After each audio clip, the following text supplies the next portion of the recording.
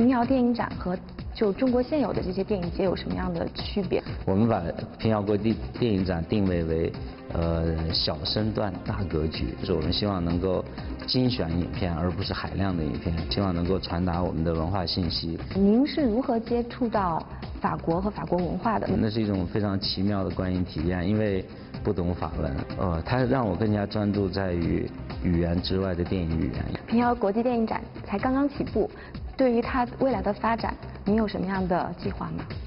我个人的寄望就是到明年电影展的时候，我可以主要是去看电影。Qu'est-ce que vous avez ressenti quand vous avez parcouru pour la première fois cette petite ville ancienne? J'ai vraiment entendu l'appel de la ville. Quelles sont les conditions d'inscription à ce festival? On appelle ça un festival boutique festival, c'est-à-dire un festival qui ne va pas montrer trop de films. Quelles vont être, selon vous, les nouvelles tendances du cinéma mondial dans les années qui viennent?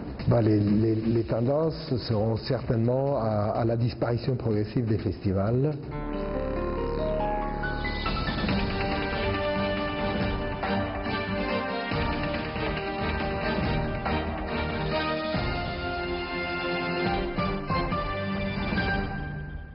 Aujourd'hui, nous sommes à l'intérieur des formidables remparts de la cité antique de Pingyao qui organise son premier festival international du film. Un festival qui a été créé par le réalisateur chinois Jia Zhangke et son délégué artistique, le producteur italien Marco Müller. Une nouvelle plateforme pour le cinéma mondial qui devrait permettre de découvrir la nouvelle génération de réalisateurs chinois, mais aussi de promouvoir le cinéma d'auteur international. Le Festival international du film de Pingyao, lancé au mois de novembre, son année 0. Plus de 40 films du monde entier ont été projetés sur les écrans du palais du film de Pingyao, la plupart diffusés pour la première fois en Chine.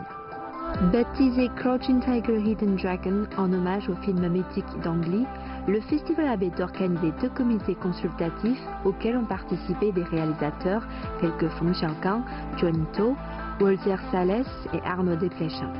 La superstar du cinéma chinois Fan Bingbing était la marraine de l'événement. 国际电影展应该是一个不会让人失望的电影展。平遥国际电影节将会是一个在中国乃至在世界上都会成为一个非常有影响力的、非常专业的一个电影节。 Le festival comprenait 6 sections cette année. Crouching Tiger consacré aux nouveaux réalisateurs, Hidden Dragon dédié aux films de genre, mais aussi les sections Gala, Nouvelle Génération Chine, meilleur du festival et enfin une série de rétrospectives.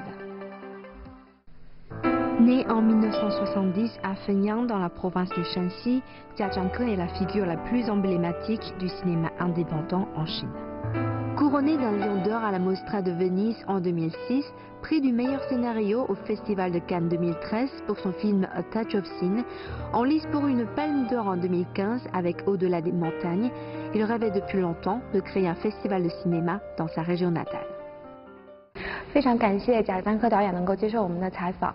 您是从什么时候开始有想在平遥举办国际电影展的这个念头的？我觉得最少3、4年了，因为这4年正好是中国电影市场产业就是高速发展的一个周期。那从过去中国每年生产拍摄100-200部电影，一下子在很短的时间里面增长到去年超过了700多部影片，接近800部。就是在这样的一个高产量的同时呢，就是我觉得每年都有很多有才华的导演、年轻导演产生，他们急需要一个平台，能够被电影工业、能够被国际社会所了解跟理解。我看到的很多电影啊，比如说我特别让我激动的这个创作力非常活跃的电影，实际上它恰恰是比如说是在亚洲拍摄的，在非洲拍摄的，在南美拍摄的，在东欧拍摄的。这些影片呢，在中国内地确实是不容易被人看到。过去中国，我们国家主要是在上海、北京嘛，那之后也在长春啊，在西安跟福州都有国际电影展、国际电影节。但是最近来说，我觉得一个是中国电影的这个市场在扩大，产量在扩大，一部分的观众的这个需求也在变多元。我觉得还是需要再建立一个新的影展。那您觉得平遥电影展和中国现有的这些电影节有什么样的区别？它的定位是什么？我觉得因为平遥是一个古城，它有2700年的历史，它又地处在黄河流域、黄河文化发祥的地方，它负载着非常多的中国的历史传统的信息。那同时呢，平遥又是一个小城，所以我觉得它很容易跟大的城市做出差异化的这样的一个影展。那比如说我们看这个上海国际电影节跟北京国际电影节，这两个电影节依托的都是人口巨大的城市，同时这些城市呢又都有电影工业，那这些影展所选择的电影的数目非常多。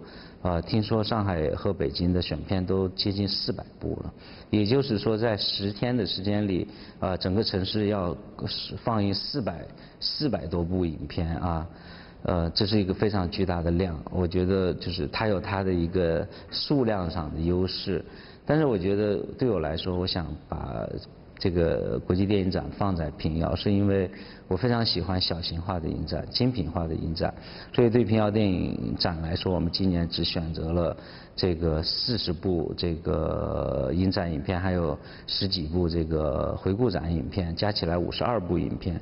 那这样一个52部影片在8天的时间里面，我觉得能够形成一种聚光灯的效应，能够让导演、演员、制片这些主创跟媒体、跟这个观众有非常密切的互动。我们希望照顾好每一部影片，所以你看在平遥我们就发生了很多这样感人的时刻，比如说这个中国导演李霄峰的《追踪》放映完了，观众的问答长达1个半小时，停止不了，观众有无穷的问题要问，导演也一直很耐心的在回答，形成了非常好的一个电影展氛围，也包括像文彦导演的《嘉年华》也是出现了这种情况，所以对我们来说，我觉得一个就是我们把平遥国际电影展定位为小身段大格局。所谓小身段，就是我们希望能够精选影片，而不是海量的影片。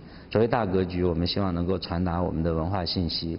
这些文化信息，我觉得包括逐渐的形成中国人自己的这个判断电影的一个方法，和形成一个来自平遥国际电影展、来自中国的一种电影的一种判断。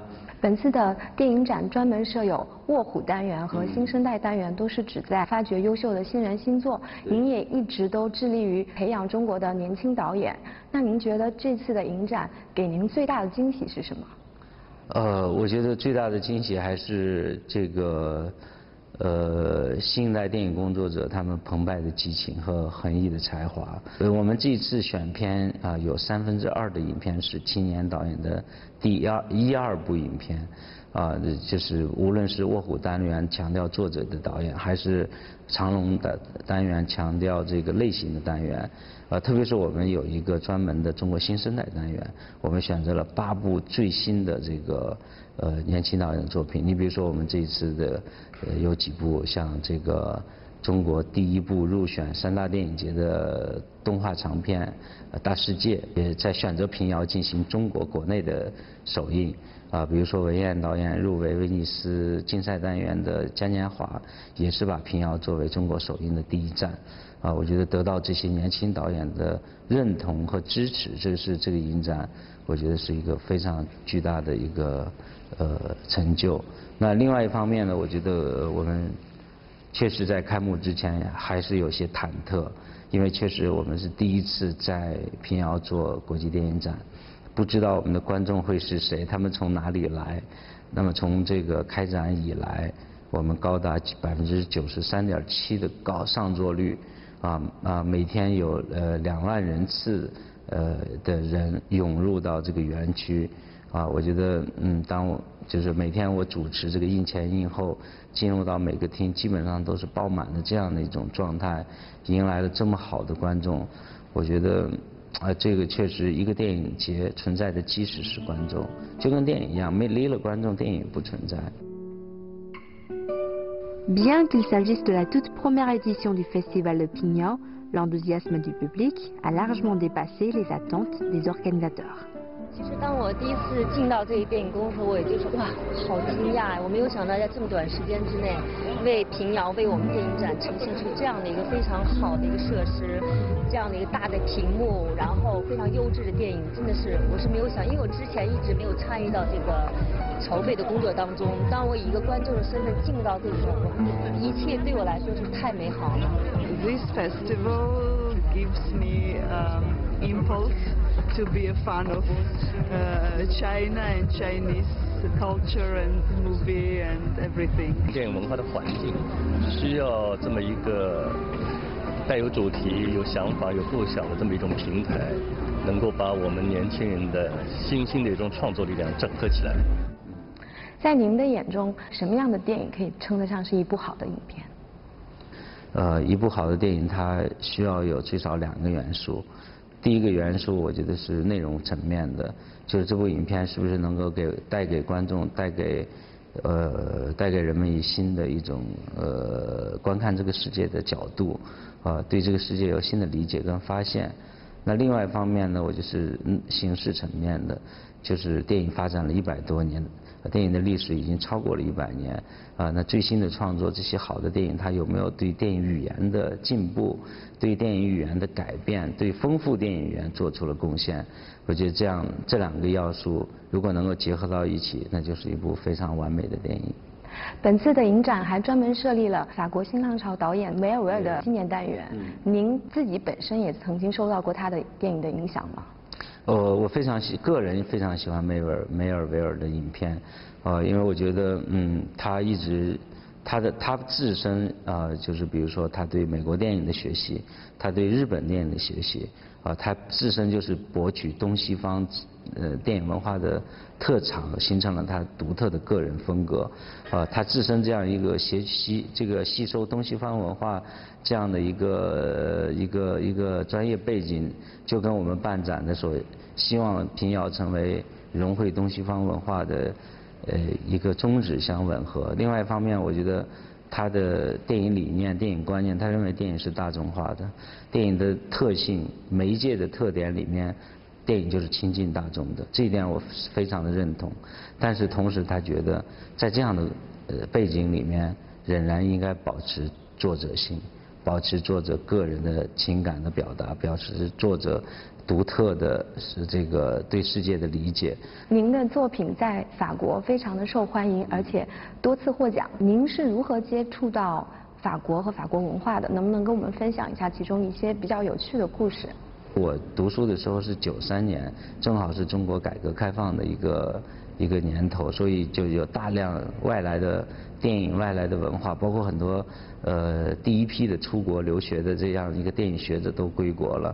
最有意思是那个时候法国的这个文化中心，他们是为法语爱好者提供了一个放映电影的场所，就是在当时的法国小学，在三里屯那边，每周会有2次的电影放映。我就去办了一张证，然后每周去那儿看法国电影，都是我在那个法国小学看，几乎把戈达尔所有的电影、特里弗所有的电影都看完了。但是那是一种非常奇妙的观影体验，因为不懂法文，它全部是法文对白，也没有中文字幕，它让我更加专注在于语言之外的电影语言，因为电影自身是有双重的语言，一个是人物所讲的法语，另外一个语言是电影镜头所产生电影语言。我觉得它也让我对法语本身的韵律美感有一个久久难忘的记忆跟印象。那个时候都是每周去骑自行车，骑1个多小时，从北京的西边，从蓟门桥骑到这个三里屯这边，是挺美好的回忆吧。现在在中国的电影市场上，可能看到的大部分都是大制作或者是好莱坞的大片，然后即使是在一些大城市，比如说像北京和上海这样的大城市，也很难找到一些类似于作者电影或者是文艺电影的放映。您觉得在这方面，中国是不是可以学习一下或者效仿一下法国在电影方面的一些机制，能够保护这个电影文化的多样性？我觉得首先从观念上来说，我觉得目前中国处在一个这个文化快速发展的一个阶段，文化也被很多人所重视。就是从初期的这个经济的为中心的这样的一个建设，逐渐的也意识到文化的重要性，文化多元性的重要性。但是在实施的这样的一个路径上，确实我觉得法国有很多值得我们去借鉴的东西。比如说我们在去年成立了中国艺术电影放映联盟，我们在中国现有的院线的基础上，联络一些影院，组织了将近300块银幕来支持我们这样的一个放映系统，专门来放映艺术电影。希望中国的艺术电影能和世界上最优秀的艺术电影能够通过联盟的努力，跟观众见面，同时呢，也让过去比较这个粗放的电影市场，因为过去中国电影市场是一家影院又放商业片，又是放艺术片，还放这个纪录片，还放卡通片，所有的类型是混在一起，它没有形成一个细化，没有细分。市场没有细分，影院没有细分，所以支持很多艺术电影的空间就比较少。那我们在去年做这条艺术电影联盟的时候，也是5、6家单位，最主要是中国电影资料馆来牵头来做，也是参考了一些法国的做法，包括怎么认定这部影片是有艺术价值的影片，然后应该给予它什么样的宣传，什么样的排片，怎么样保持它的这个时间放映的时间跟空间。确实我觉得从这个具体的做法上，可以向法国电影工业学到很多东西。平遥国际电影展才刚刚起步，对于它未来的发展，您有什么样的计划吗？首先我希望它能如期的一届一届办下去。我个人的寄望就是到明年电影展的时候，我可以主要是去看电影，而不是在组织影展。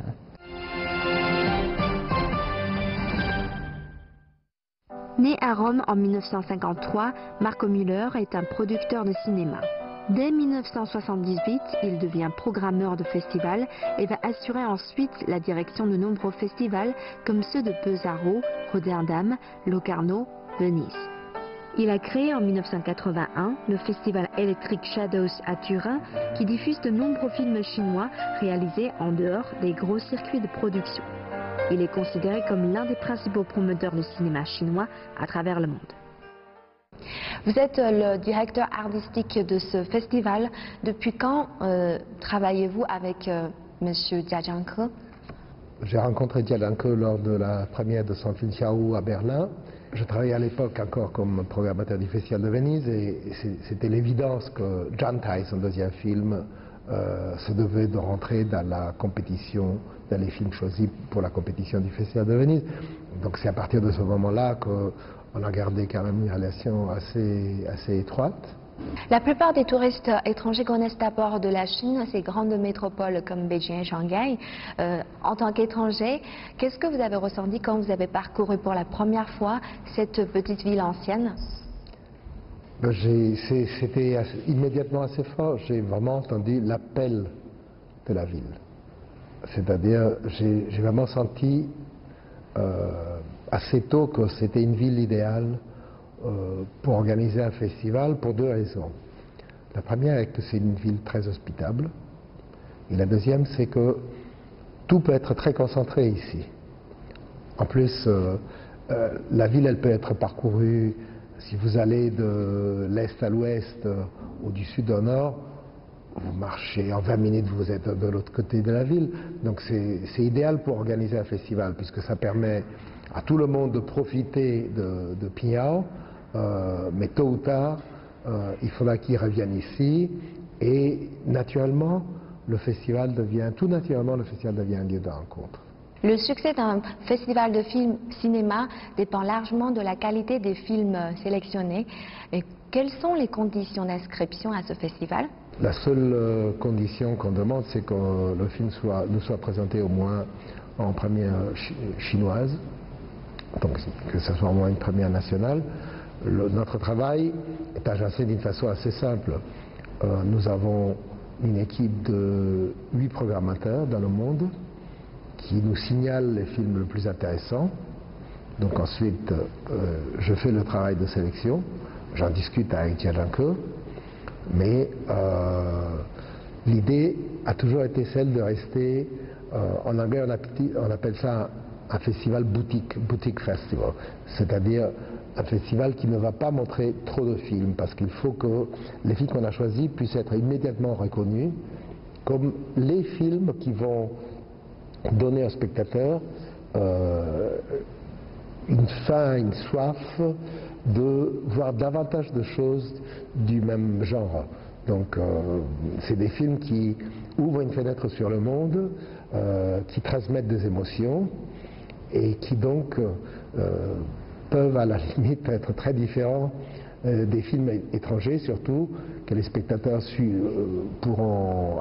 auxquels les spectateurs pourront accéder dans les multiplexes de leur ville. Et en même temps, évidemment, nous avons beaucoup insisté sur une dimension que nous considérons très importante, l'idée que ce festival peut devenir un peu le point de repère pour les cinéastes chinois, surtout pour les nouveaux cinéastes chinois. Donc on a vraiment beaucoup travaillé à un défrichage systématique de tout ce qui est nouveau dans le cinéma chinois.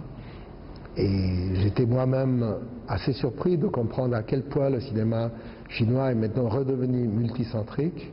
La réalité du cinéma chinois, c'est une réalité qui m'a un peu poussé à avoir le même désir, la même impulsion que j'ai eu quand j'ai commencé à travailler sur le cinéma chinois. J'ai découvert véritablement le cinéma chinois en 1977, quand les vieux films tournés entre 1949 et 1965 sont retournés sur les écrans. Et ma première décision a été, j'ai ressenti tellement d'émotions qu'il faut que je les partage avec d'autres gens. Et donc j'ai inventé un festival qui servait comme une sorte de carte géographique de ce continent inconnu qui était à l'époque le cinéma chinois. Et là, je ressens très fortement le besoin de dire il faut qu'on fabrique nous aussi chaque année ici à Pyongyang une carte du cinéma chinois, parce qu'il y a tellement de tendances différentes et surtout il y a une belle qualité moyenne, et donc il faut qu'on puisse suivre toutes les directions que les cinéastes vont essayer d'explorer avec leurs films. Proposant un nombre d'œuvres limitées, mais choisies avec soin, la manifestation a présenté la richesse du jeune cinéma chinois, mais aussi une sélection de films issus du monde entier. It's a very interesting festival exactly because of this, of bringing together cinematographies that are very far physically, but also it's not that easy to watch Chinese cinema in Portugal and to get to know Chinese films. And I can imagine that here it's the same. It's not that easy to find a Portuguese film in China. So places like this Pingyao Film Festival are key to this possibility of bringing together things that are apart, but at the same time are working with the same matter. Le festival, qui a abrité aussi de nombreux forums, masterclass et conférences, se veut un lieu de rencontre entre les réalisateurs et le public, mais aussi de dialogue entre cinéma chinois et cinéma mondial. And I think a very unique experience, because I don't think a lot of tourists make it to such an incredible place. Perhaps they end up in big cities like Beijing or Shanghai, but not in the Shanxi province and not in Pingyao. So that's a really wonderful opportunity for me. And it's also been a great opportunity to understand more about Chinese film. I've been able to meet some directors. So it's really been an educational and eye-opening experience for me. I was recently at the London Film Festival, so I did see a really diverse range of films, but I guess sometimes we focus too much on the US and European film market, so I think it's fantastic that there are film festivals like this that are a great showcase for both Western and Eastern films. Durant 8 jours, le festival de Pingyao a attiré de nombreux cinéastes, journalistes et spectateurs, réunis par leur passion du cinéma. Je suis ici parce que voilà, il y a deux grandes stars, dont une chinoise, Jia Zhangke. J'avais été très fascinée par son film en 2013 en tant que spectateur et j'ai déjà vu deux films qui m'ont beaucoup interpellée, notamment le film de Viviane Chu hier, donc Angel Wears White. Et là, c'était intéressant pour moi puisque ce qui m'a interpellée, c'est à la fois la condition de la femme, mais aussi la place de la jeune fille dans la société chinoise, mais ça peut être transposé, je pense, dans nos sociétés aussi occidentales. Vous avez une relation très intime, presque charnelle avec ce pays. D'où vient cet attachement si particulier avec la Chine? Du fait que j'ai commencé à étudier le chinois quand j'étais très jeune. J'ai décidé d'apprendre le chinois quand j'ai eu 16 ans. Et donc assez naturellement, je veux dire, je me suis retrouvé dans le premier groupe de boursiers que les différents gouvernements européens ont envoyé en Chine vers la fin de la Révolution culturelle. Donc nous sommes arrivés ici à la fin de 1974. C'est quand même c'est un parcours qui m'a permis vraiment de beaucoup comprendre ce pays et de voir à quel point donc la Chine continue d'évoluer, continue de changer et de s'améliorer. Quelles vont être, selon vous, les nouvelles tendances du cinéma mondial dans les années qui viennent? Les tendances seront certainement à la disparition progressive des festivals, ou pour bien dire de tous les festivals qui ne sont pas utiles, de tous les festivals qui ne peuvent pas servir à créer les conditions pour qu'il y ait une vie pour les films après la fin du festival, après la clôture du festival. J'espère que Piao ne fera pas partie de ce groupe de festivals. Je pense que Piao a vraiment une belle chance de devenir une plateforme pour que les films gagnent en visibilité, gagnent en attention, démontrent à quel point ils sont capables de trouver immédiatement leurs spectateurs, donc les distributeurs, les télévisions. Donc il y a beaucoup de raisons pour que les films qu'on a choisis puissent vivre pendant des mois et peut-être, j'espère même des années après, dans les yeux et dans la tête des spectateurs. Pour nous, le dialogue avec le public, c'est vraiment la base du fonctionnement de ce festival.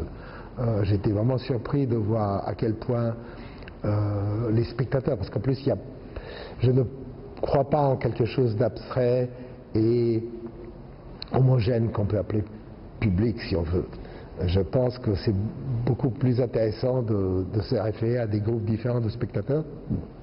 Et ici, d'un côté, nous, on savait qu'on allait trouver une grande partie de nos spectateurs auprès des jeunes et des étudiants. Mais là, j'étais vraiment surpris de voir à quel point même le public populaire, même les familles viennent voir les films.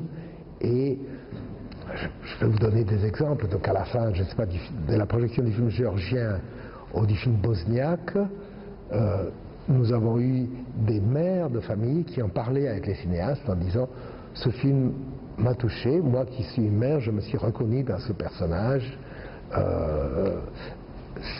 C'était très émouvant pour les réalisateurs, pour les réalisatrices, puisque là il s'agissait de deux réalisatrices, c'est-à-dire de deux côtés, elles avaient toutes les larmes aux yeux. Et si vous voulez, c'est la meilleure façon de sceller le rapport entre les films et leurs spectateurs. Merci d'avoir partagé ce moment avec nous.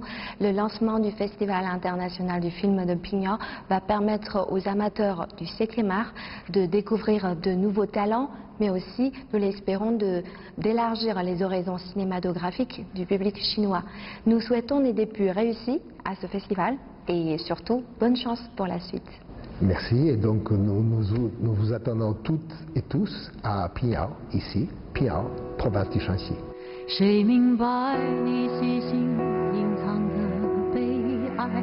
谁了解你褪色脸上的缅怀？你天衣无缝的潇洒，心底的害怕，慢慢渗出了苍白。你苦苦的追求永恒，生活却颠簸无常遗憾。你傻傻地追求完美，却因